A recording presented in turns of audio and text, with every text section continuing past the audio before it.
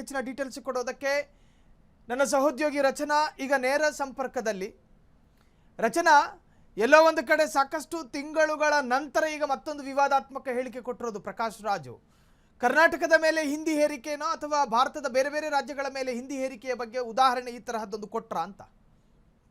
ಖಂಡಿತವಾಗ್ಲೂ ಸಾಹಿಲ್, ಏನು ಪ್ರಕಾಶ್ ರಾಜ್ ಅವರಿದ್ದಾರೆ ತಮ್ಮ ವಿಭಿನ್ನ ನಟನೆಯ ಮೂಲಕ ಪ್ಯಾನ್ ಇಂಡಿಯಾ ಆಕ್ಟರ್ ಆಗಿ ಗುರುತಿಸಿಕೊಂಡಿರುವಂಥವ್ರು. ಆದರೆ ಇತ್ತೀಚೆಗೆ ಪ್ರಕಾಶ್ ರಾಜ್ ಅವರು ಯಾವ ಸಿನಿಮಾಗಳಲ್ಲೂ ಕೂಡ ಕಾಣಿಸ್ಕೊಳ್ತಾ ಇಲ್ಲ.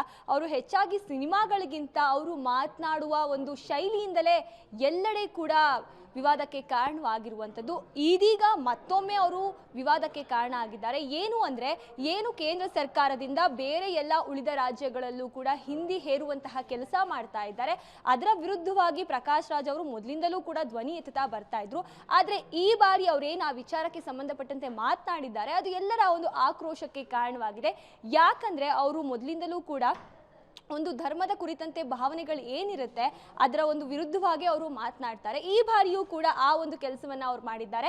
ರಾಮಾಯಣ ಅಂದ ತಕ್ಷಣ ಅದು ಹಿಂದೂ ಧರ್ಮದವರಿಗೆ ಒಂದು ಪವಿತ್ರವಾದ ಗ್ರಂಥ ಅಂತ ಹೇಳ್ತಾರೆ. ಹಾಗೂ ಆ ಕಥೆಯನ್ನ ಎಲ್ಲರೂ ಕೂಡ ಓದ್ತಾರೆ. ಅಷ್ಟರ ಮಟ್ಟಿಗೆ ಪ್ರಾಮುಖ್ಯತೆಯನ್ನ ಕೊಡ್ತಾರೆ ರಾಮಾಯಣಕ್ಕೆ. ರಾಮನನ್ನ ಒಂದು ದೊಡ್ಡ ದೇವರ ರೀತಿ ಅವರು ಆರಾಧಿಸ್ತಾರೆ. ಹೀಗಿರುವಾಗ ಒಂದು ಕಾರ್ಯಕ್ರಮದಲ್ಲಿ ಮಾತನಾಡಬೇಕಾದ್ರೆ ಪ್ರಕಾಶ್ ರಾಜ್ ಅವರು ಒಂದು ಮಾತನ್ನ ಹೇಳ್ತಾರೆ. ಏನು ಅಂದರೆ, ರಾವಣ ಆದಿವಾಸಿ, ರಾವಣ ದಕ್ಷಿಣ ಭಾರತದ ಆದಿವಾಸಿ ಹಾಗೂ ರಾಮ ಉತ್ತರ ಭಾರತದವನು. ಒಂದು ದಿನ ರಾಮ, ಲಕ್ಷ್ಮಣ ಹಾಗೂ ಸೀತೆ ದಕ್ಷಿಣ ಭಾರತಕ್ಕೆ ಬಂದಿರ್ತಾರೆ.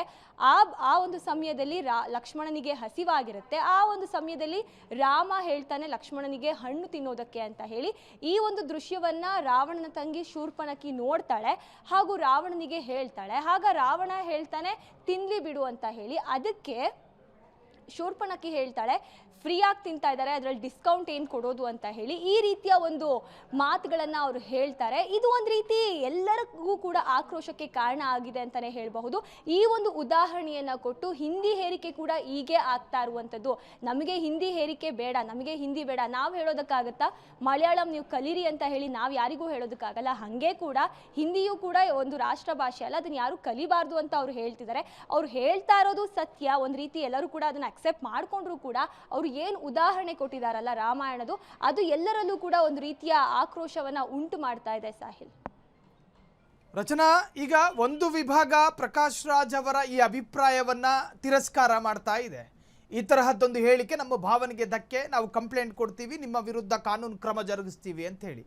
ಉಳಿದ ಹಾಗೆ ಒಂದು ವಿಭಾಗ ಇದನ್ನು ಸ್ವೀಕಾರ ಕೂಡ ಮಾಡ್ತಾ ಇದೆ ಅನ್ನೋದು. ಈಗ ದೊಡ್ಡ ಮಟ್ಟದಲ್ಲಿ ಯಾರು ಕೂಡ ಇದನ್ನ ಸ್ವೀಕಾರ ಮಾಡೋದಿಲ್ಲ. ಯಾಕಂದ್ರೆ ಅವರು ಹೇಳಿರೋದು ನಿಜ, ಹಿಂದಿ ಹೇರಿಕೆ ವಿಚಾರವಾಗಿ ಅವ್ರು ಮಾತನಾಡಿರೋದು ನಿಜ. ಆದರೆ ಅವರು ಈ ರೀತಿ ಏನು ಬೇಡದೇ ಇರೋ ಮಾತುಗಳು, ರಾಮಾಯಣವನ್ನು ತರೋ ಅವಶ್ಯಕತೆಯೇ ಇಲ್ಲ ಅಲ್ಲಿ, ಆದರೂ ಕೂಡ ರಾಮಾಯಣ ವಿಷಯವನ್ನು ಇಟ್ಕೊಂಡು ಮಾತನಾಡಿದ್ದಾರೆ. ಇದು ಮೊದಲ ಬಾರಿಯಲ್ಲ, ಈ ರೀತಿ ಪದೇ ಪದೇ ಅವರು ಮಾತನಾಡ್ತಾ ಇದ್ದಾರೆ. ಅವರು ಮಾತನಾಡೋ ಒಂದು ಶೈಲಿ ಏನಿದೆ, ಅವರು ಉಪಯೋಗಿಸ್ತಾ ಇರುವಂತಹ ಒಂದು ಪದ ಬಳಕೆ ಏನಿದೆ ಅದು ನಿಜಕ್ಕೂ ಕೂಡ ಎಲ್ಲರಿಗೂ ಕೂಡ ಆಕ್ರೋಶಕ್ಕೆ ಕಾರಣವಾಗ್ತಾ ಇದೆ. ಅವರು ಹಾಗೆ ಹೇಳಬಹುದು, ಅವರು ಹಿಂದಿ ಹೇರಿಕೆ ವಿರುದ್ಧ ಏನು ಮಾತನಾಡ್ತಿದ್ದಾರೆ ಅದನ್ನು ಹಾಗೆ ಹೇಳಬಹುದು. ಆದರೆ ಈ ರೀತಿಯ ಒಂದು ಧರ್ಮದ ಕುರಿತಾಗಿ, ಧರ್ಮದ ಗ್ರಂಥವನ್ನು ಇಟ್ಕೊಂಡು ಅವರು ಉದಾಹರಣೆಯಾಗಿ ನೀಡಿ ಒಂದು ಹಿಂದಿ ಹೇರಿಕೆ ವಿರುದ್ಧ ಮಾತನಾಡ್ತಾ ಇರೋದು ಒಂದು ಕಡೆ ಎಲ್ಲರಲ್ಲೂ ಕೂಡ ಆಕ್ರೋಶವನ್ನು ಉಂಟು ಮಾಡ್ತಾ ಇದೆ. ಎಲ್ಲೋ ಒಂದು ಕಡೆ ಇತ್ತೀಚೆಗೆ ಅವ್ರ ಸಿನಿಮಾಗಳು ಬರ್ತಾ ಇಲ್ಲ, ಹೀಗಾದರೂ ನಾನು ಹೆಸರಲ್ಲಿ ಇರಬೇಕಾ ಅಂತ ಹೇಳಿ ಇವರು ಈ ರೀತಿ ಮಾತನಾಡ್ತಾ ಇದ್ದಾರಾ ಅಂತ ಹೇಳಿ ಒಂದು ವರ್ಗ ಮಾತನಾಡ್ತಾ ಇದೆ. ಈ ಹಿಂದೆಯೂ ಕೂಡ ಅವರ ತಾಯಿ ತೀರ್ಕೊಂಡಾಗ ಅವರ ಅಂತಿಮ ಸಂಸ್ಕಾರವನ್ನು ಅವರು ಕ್ರೈಸ್ತ ಧರ್ಮ ಪ್ರಕಾರವಾಗಿ ಅವರು ಮಾಡಿದ್ರು. ಆಗಲೂ ಕೂಡ ದೊಡ್ಡ ಮಟ್ಟದಲ್ಲಿ ಚರ್ಚೆ ಆಗಿತ್ತು. ಏನಂದರೆ, ಇವರು ಧರ್ಮವನ್ನೇ ನಂಬೋದಿಲ್ವಲ್ಲ, ಆದರೆ ಯಾಕೆ ಒಂದು ಧರ್ಮದ ಒಂದು ಚೌಕಟ್ಟಿನಲ್ಲಿ ಈ ರೀತಿಯ ಒಂದು ಅಂತ್ಯ ಸಂಸ್ಕಾರವನ್ನು ಮಾಡಿದ್ದಾರೆ ಅಂತ ಹೇಳಿ ಆವಾಗಲೂ ಕೂಡ ಅವರು ಒಂದು ಸಮಜಾಯಿಷಿಯನ್ನು ಕೊಟ್ಕೊಂಡಿದ್ರು. ನಾನು ನಂಬಲ್ಲ ನಿಜ, ಆದರೆ ನನ್ನ ತಾಯಿಯ ಒಂದು ಆಸೆ ಏನಿದೆ ಅದನ್ನು ನಾನು ಈಡೇರಿಸ್ತೀನಿ ಅಂತ ಹೇಳಿ. ಈ ರೀತಿ ಅವರು ಪದೇ ಪದೇ ತಮ್ಮ ಮಾತುಗಳಿಂದ ಹಾಗೂ ತಮ್ಮ ನಡವಳಿಕೆಯಿಂದ ಹಾಗೂ ಅವರು ಸಮಾಜದ ಒಳಿತಿಗಾಗಿ ಮುಂದೆ ಬರ್ತಾರೆ, ಮಾತನಾಡ್ತಾರೆ ನಿಜ. ಆದರೆ ಅದರ ನಡುವೆ ಅವರು ಉಪಯೋಗಿಸುವಂತಹ ಪದಗಳಾಗಿರಬಹುದು ಹಾಗೂ ಉದಾಹರಣೆಗಳಾಗಿರಬಹುದು ಒಂದು ರೀತಿ ಎಲ್ಲರ ಭಾವನೆಗಳಿಗೆ ಧಕ್ಕೆ ತರ್ತಾ ಇದೆ. ಇದೀಗ ಅವ್ರ ಮೇಲೆ ಕೇಸ್ ಕೂಡ ದಾಖಲಾಗುತ್ತೆ, ಕ್ರಿಮಿನಲ್ ಕೇಸ್ ಅಂತ ಹೇಳಲಾಗ್ತಿದೆ. ಮುಂದೆ ಇದು ಯಾವ ರೀತಿಯಾಗಿ ಸಾಗುತ್ತೆ ಅಂತ ಕಾದು ನೋಡಬೇಕಾಗಿದೆ ಸಾಹಿಲ್. ಥ್ಯಾಂಕ್ ಯು ರಚನಾ, ತಮ್ಮೆಲ್ಲ ಡೀಟೇಲ್ಸಿಗೆ. ಒಟ್ಟಾರೆ ಈ ಉದಾಹರಣೆ ಅನ್ನೋದಿದೆಯಲ್ಲ, ಅದು ಧಾರ್ಮಿಕ ಹರಣ ಆಗಬಾರ್ದು. ಇಲ್ಲೊಂದು ಧಾರ್ಮಿಕ ಭಾವನೆಗಳಿರುವಾಗ, ಸಾಮಾಜಿಕ ಭಾವನೆಗಳಿರುವಾಗ ಉದಾಹರಣೆಗಳನ್ನು ಕೋಟ್ ಮಾಡುವ ಭರದಲ್ಲಿ ಆ ಉದಾಹರಣೆಗಳ ವ್ಯಾಖ್ಯಾನದಲ್ಲಿ ಮತ್ತೊಂದು ಧಾರ್ಮಿಕ ಭಾವನೆ ಆಗುತ್ತಾ ಅನ್ನೋದ್ರ ಬಗ್ಗೆಯೂ ಕೂಡ ಜವಾಬ್ದಾರಿಯುತವಾಗಿ ಯೋಚನೆ ಮಾಡಬೇಕು. ಜವಾಬ್ದಾರಿಯುತವಾಗಿ ಯೋಚನೆ ಮಾಡಬೇಕು. ಯಾವ ಸಂವಿಧಾನ ವಾಕ್ ಸ್ವಾತಂತ್ರ್ಯ ಮತ್ತು ಅಭಿವ್ಯಕ್ತಿ ಸ್ವಾತಂತ್ರ್ಯ ಕೊಟ್ಟಿದೆಯೋ ಅದೇ ಸಂವಿಧಾನ ಹೇಳುತ್ತೆ ಧಾರ್ಮಿಕ ಭಾವನೆಗೆ ಧಕ್ಕೆ ತರಬೇಡಿ ಅಂತ. ಒಟ್ಟಾರೆ ಪ್ರಕಾಶ್ ರಾಜ್ ವಿರುದ್ಧ ಪರವಿರೋಧ ಚರ್ಚೆಗಳಾಗ್ತಾ ಇದೆ. ಕೆಲವರು ಈ ಅಭಿಪ್ರಾಯವನ್ನು ಸ್ವೀಕಾರ ಮಾಡಿದ್ದಾರೆ, ಇನ್ನೊಂದಷ್ಟು ಜನರು ತಿರಸ್ಕಾರ ಮಾಡಿದ್ದಾರೆ. ಪರವಿರೋಧ ಚರ್ಚೆಗೆ ಕಾರಣವಾಗಿದೆ ಪ್ರಕಾಶ್ ರಾಜ್ ಅವರ ಹೊಸತೊಂದು ಹೇಳಿಕೆ.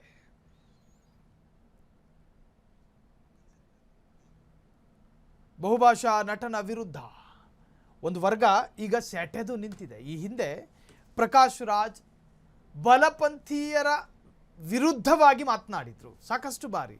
ಅವರ ಭಾಷಣದ ಬಹುತೇಕ ಕಡೆಗಳಲ್ಲೆಲ್ಲವೂ ಕೂಡ BJPಯನ್ನು ತರಾಟೆಗೆ ತೆಗೆದುಕೊಳ್ಳುವಂತಹ, ಒಂದು ಕಡೆ ರೈಟ್ ವಿಂಗನ್ನು ತರಾಟೆಗೆ ತೆಗೆದುಕೊಳ್ಳುವಂತಹ ಅನೇಕ ವಿಚಾರಗಳೇ ಒಳಗೊಂಡಿರ್ತವೆ. ಸೊ ಈ ಬಾರಿಯೂ ಕೇಂದ್ರ ಸರ್ಕಾರ, ಅದರಲ್ಲೂ ಕೂಡ ನರೇಂದ್ರ ಮೋದಿ ಅವರೇ ಹೈಲೈಟ್ ಇವ್ರ ಸಬ್ಜೆಕ್ಟಲ್ಲಿ, ಹೆಂಗೆ ಹಿಂದಿ ಹೇರಿಕೆ ಮಾಡುತ್ತೆ. ಈಗ ಮಲಯಾಳಿಗಳು ಕರ್ನಾಟಕಕ್ಕೆ ಬಂದು ಯಾವುದೋ ಒಂದು ITBT ಕಂಪ್ನಿಯಲ್ಲಿ ಕೆಲಸ ಮಾಡಿದ್ರೆ, ಕೆಲಸ ಮಾಡಿ ರೆಸ್ಪೆಕ್ಟ್ ಕೊಡಿ, ಇಲ್ಲಿನ ಕಲ್ಚರ್ಗೆ, ಇಲ್ಲಿನ ಕನ್ನಡಕ್ಕೂ ಕೂಡ ಮಹತ್ವ ಕೊಡಿ.